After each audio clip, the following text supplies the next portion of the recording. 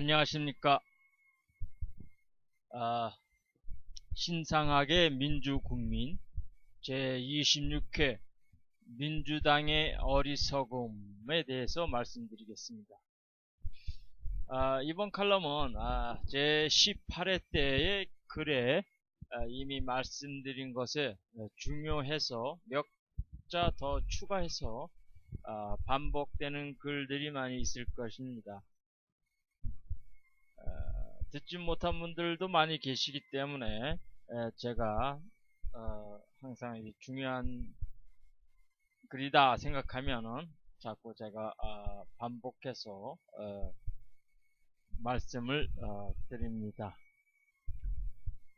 바이블을 보면 성경책이죠. 성경을 상당히 제멋대로 해석하는 사람들이 있습니다. 우리는 그런 사람들을 보고 이단이다 또는 순진한 백성들을 현혹하여 자기를 위해 거짓되게 또는 본문의 진실을 잘못 전달하여 사이비화하는 사람들이라고 합니다. 조갑재 씨는 노무현 전 대통령이 가지고 있는 북한에 대한 생각과 통일을 위한 우리의 자세 등 한민족을 바라보는 시각 등을 매우 그가 좋아하는 방향으로 해석하고 있어요. 참으로 불행한 일이 아닐 수가 없습니다. 이미 제가 밝혔듯이 우리는 일제의 36년간 우리의 정신과 우리의 말과 우리의 이름 등을 내선일체라는 구호 아래 모조리 빼앗겼었습니다. 이승만에 이어서 박정희에게 18년간 반공이라는 구호 아래 우리 순진한 국민들을 자기가 원하는 국민으로 만들기 위해 반발하면 무참히 죽이고 빨갱이라며 폭력을 마구 휘둘렀습니다. 그래서 간첩단 사기극을 꾸미기도 하고 국민들을 공포정치로 다스렸던 것입니다. 박정희 대통령의 경제발전 좋습니다. 훌륭합니다. 매번 제가 말씀드리지만 박정희의 경제발전, 그래서 제가 박정희 대통령을 또 좋아합니다. 저도 그런 박정희 대통령을 좋아하지요.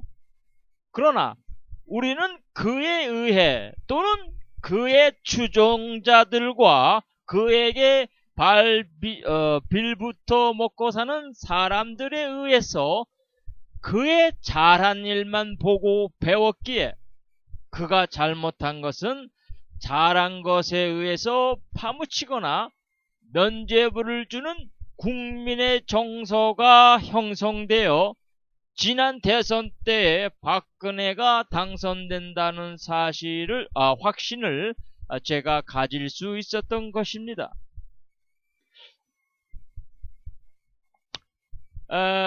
그래서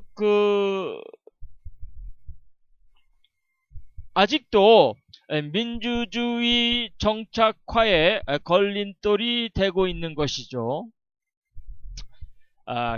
깨달아야 돼요. 국민들이 깨달아야 됩니다.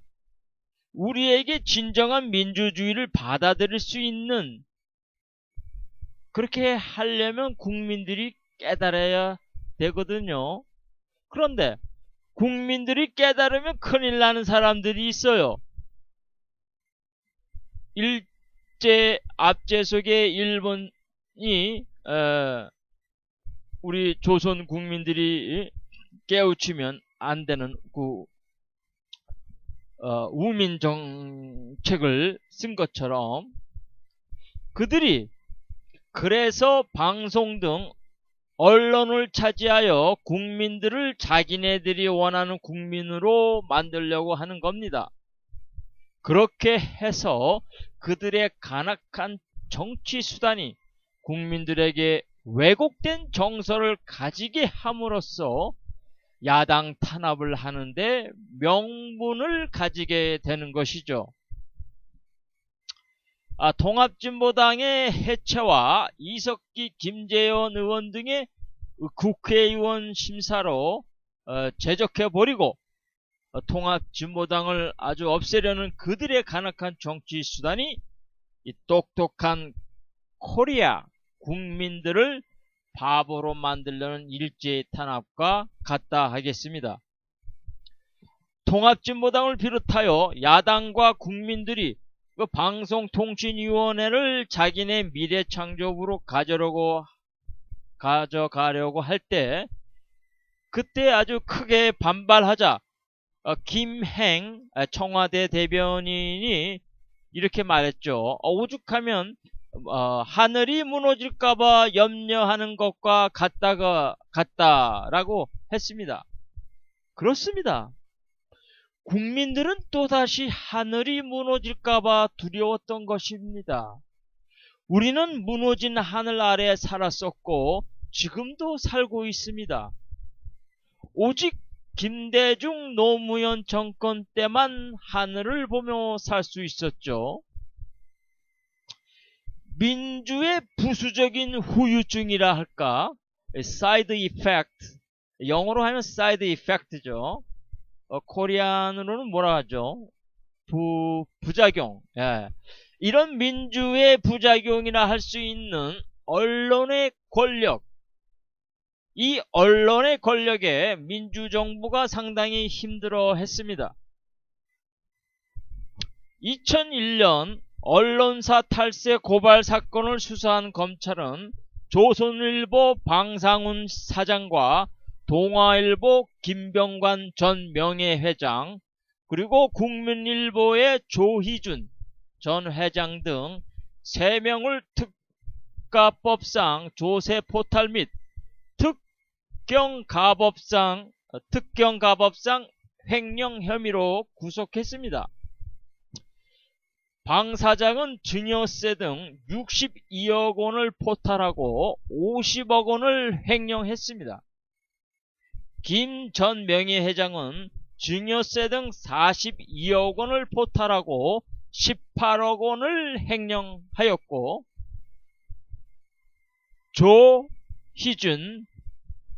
조희준 회장은, 국민일보의 조희준 전 회장은 25억 원의 세금을 포탈하고 7억 원을 횡령한 혐의를 각각 받았습니다. 1999년에는 중앙일보의 홍석현 회장이 탈세 사건으로 구속 기소됐다가 1심에서 집행유예 판결을 받고 풀려난 바 있죠. 역시 삼성계 쪽은 세요. 아주 로비, 그리고 그 돈빨이 아주 셉니다. 당시 홍 회장은 74일간만 수감을 했었습니다. 게다가 홍 회장은 세계 언론인 협회에 편지를 보내 정권이 언론을 폭력한다며 별의별 항의를 다하여 국가적 망신을 사게 하였었죠. 그리고 그는 법정에서 자기의 못된 짓을 시인하였습니다.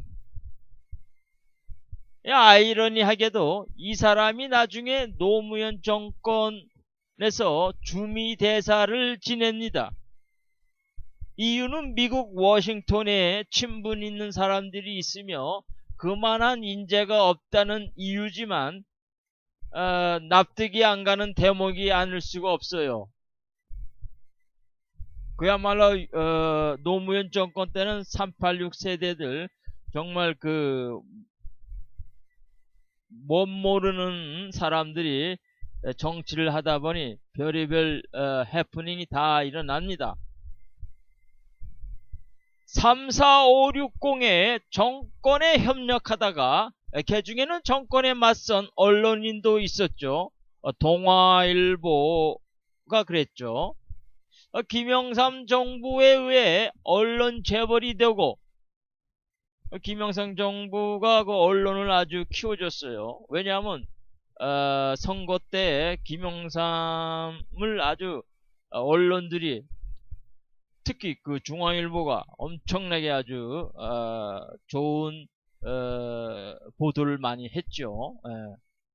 그래서 김영삼 정부에 의해 언론 재벌이 되고 김대중 노무현 정권의 탈세 및 횡령으로 항의하다가 보수다 하면서 보수계 신문으로 언론의 중립성을 훼손하고 일방적 이명박 정권과 박근혜 정권의 정치적인 사항들을 협조하는 사우스 코리아의 4대 일간지 그들이 종편 방송까지 가지니까 언론 재벌 영원하라 뭐 이겁니까? 잘못된 종편 방송을 지적한 통합진보당의 이석기 의원을 제거하기 위한 음모를 시작하고 이번에 있은 주파수 낙찰에 대해서도 공정이 잘 했는지 의심이 되며 일찌감치 이석기 의원을 구속하여 피해간 것은 아닌지 의심해 봅니다. 더군다나 국회의원이 도주할 염려가 있어서 긴급 체포 동의안을 발부하였다? 말도 안 되는 내란 음모죄. 조선시대 때의 당파 싸움에 지면 역적으로 몰려 죽은 우리의 현인들을 생각하게 됩니다. 정도전, 정약용 등 당시에 진보 정치를 구현하고자 했던 사람들 말입니다.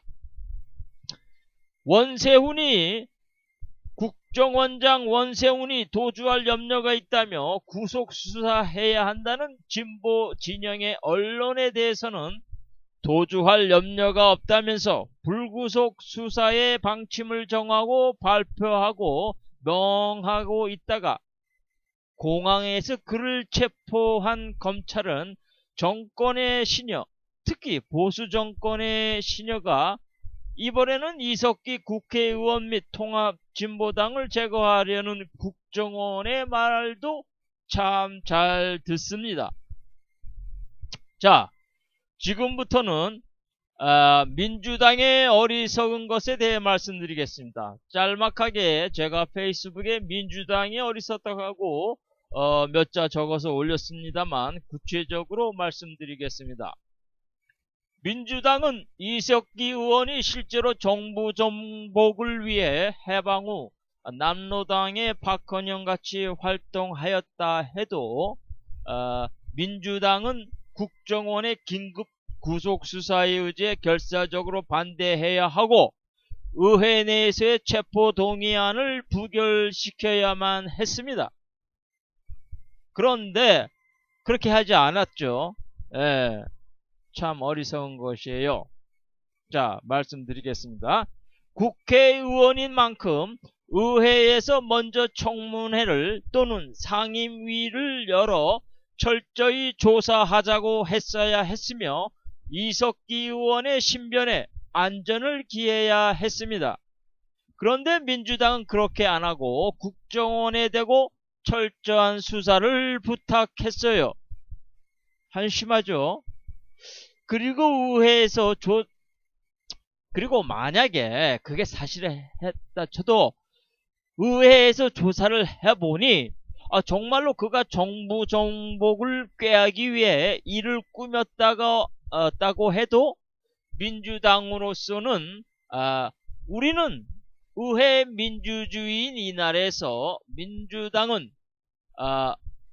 단 한 사람이라도 또다시 과거의 위조 간첩단 사건이나 인혁당 사건으로 죄 없는 사람을 억울하게 인권유리하는 일을 반복해서는 안 되며 그 일에 우리 민주당이 앞장서 있을 수밖에 없으므로 이번 일이 사실로 드러났지만 국민들은 우리 민주당을 보고 잘했다고 여길 것이며 앞으로도 민주당은 청문회를 통해 먼저 사실을 밝히는 데 총력을 다하여 한 건이라도 억울하게 인권이 유린당하는 일이 없게 할 것입니다.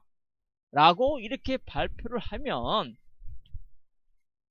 이석기 의원이 이런 일을 실제로 하지도 않았지만 만약에 그것이 사실이라 할지라도 이렇게 맨 먼저 민주당이 의원회에서 체포동의안을 부결시키고 그리고 방패를 쓰고 그 다음에 그게 사실을 드러났다 해도 이렇게 말함으로써 오히려 국민들로부터 국민들이 민주당에 대한 믿음, 그 믿음은 돈 주고도 못 사는 그 큰 신임을 얻는다는 것입니다. 그런데 이렇게 하지 않으므로 국민들은 이것도 하나의 그 전략이거든요.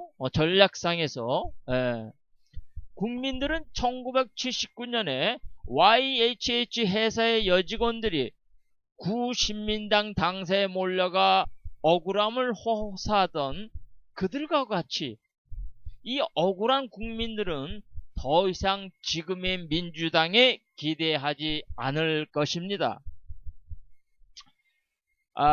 혹시 유신 정권과 560 때 외국에 나가서 살다가 돌아왔나요? 김한길 의원 말입니다. 아니면 간첩죄로 뒤집어 씌워 억울하게 죽은 또는 몇십 년간 감옥에서 고문에 의해서 정신적 육체적 고통을 당한 사람들을 정권의 유지를 위해 국가 권력으로부터 폭행당한 그 사람들을 나와는 상관없다는 식으로 인생을 살아온 것인지에 대해 묻지 않을 수가 없습니다. 모든 학생들이 80년대에 모든 학생들이 국가를 생각하고 지금의 현 정치 상황을 생각했을 때 내 나라도 나가서 구호를 외치지 않으면 안 되겠다.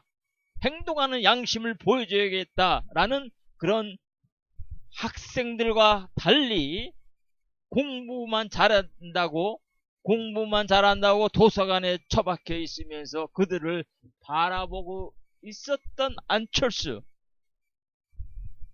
그 사람과 별 다르지 않느냐 이겁니다. 김한길 의원이 원론으로 돌아가서 민주당은 앞서 말씀드린 대로 그렇게 하지 않으므로 안보는 보수다라는 인식을 국민들에게 심어주었으며, 이 말은 곧 박정희 전 대통령이 방공대회를 자주 열었죠. 무수하게 열었습니다. 5.16 혁명의 광장에서 동네 건다들을 동원하여 손가락을 자르며 방공의 의지를 보여주며, 그리고는 그들은 국가보훈처에서 상위 용사처럼 대우를 받게 해주었습니다. 이런 사실은 일반 국민들은 잘 모르는 사실이죠. 계속 말을 이어서 또 김일성 화형식을 하였을 때 바보같이 국가안보에 여야 없다며 여당 의원의 손을 잡고 흔드는 구신민당 의원들처럼 박정희의 술수와 전략에 노란한 어리석은 사람들처럼 지금의 민주당은 그때의 신민당 사람처럼 하고 있는 것을 국민들에게 보여주고 있다 이 말입니다. 제가 그래서 같은 전략가로서의 박정희를 높이 사고 있으며 그의 통치술을 유심히 관심 있게 보는 것입니다. 자, 계속해서 말씀드리겠습니다. 그것은 국민들로 하여금 더 이상 지금의 민주당을 믿지 못하겠다는 믿음을 주어 민주당의 지지를 취소하고 통합진보당에 지지하는 현상을 낳게 한다 이 말입니다. 전부 다 통합당 진보당을 지지하면 좋겠는데 그렇게 하지는 않지요. 그 중에는 오히려 새누리당을 지지하는 사람들도 있을 겁니다. 민주당 지지자들 중에 말입니다. 민주당이 미워서 그 미움이 커서 에라 모르겠다 하는 심정으로 새누리당을 지지한다 이 말입니다. 그런 분들께서는 잠시 호흡을 고르게 쉬고 다시 한번 잘 생각하시어 이 사람의 말에 귀 기울여 주시면 고맙겠습니다. 그래서 앞으로 있을 각종 재보궐선거에서 잘 들으세요. 민주국민들은 절대로 민주당 소속의 후보를 찍어서는 안 될 것이며, 국민 여러분은 민주당의 대안으로 제가 여러 차례 말씀드렸지만 통합진보당을 지지하시고 투표에서 실천을 보여주시길 바랍니다. 이렇게 말씀드리는 저는 통합진보당 당원이 아니고 후원자도 아닙니다. 저와 같이 어느 정당에 속하지 않고 또 보수다 진보다 하는 것에 별 반응 없으신 중도 성향의 사람으로서 오직 투표할 때 인물만을 보고 투표한다 하는 그런 분들, 선거에 그렇게 투표하시는 이런 국민들께서는 꼭 여러분이 절대적으로 중요한 캐스팅 보트라고 생각하시어 무조건 통합진보당 소속 후보들에게 투표하여 작은 그들의 힘이 무지하게 크는 성장을 하는데 일조를 협조를 담당하시기를 부탁드리며, 크게 성장한 통합진보당이 국민을 위해 어떻게 일하는지를 기대하시며 아름답게 사시는 국민 여러분 모두가 되시기를 진심으로 바라고 부탁드립니다. 어떤 분들은 안철수를 지지하시려고 하는데 이것은 잘못된 것이며, 이미도 이 사람이 안철수에 대해서 여러 차례 말씀드렸습니다만 그는 여러분이 생각하시는 옳은 정치를 하겠지라고 믿는 그런 사람이 아닙니다. 다시 말씀드리지만 그는 또 하나의 자기 인생에서의 새로운 개척지로 정치를 바라보는 것입니다. 그러니까 절대로 안철수에 당하시면 안 됩니다. 속아 넘어가서는 안 된다는 것이죠. 자, 구호 한번 외치겠습니다. 믿지 말자 민주당, 속지 말자 안철수, 응원하자 진보당 또는 지지하자 진보당. 감사합니다.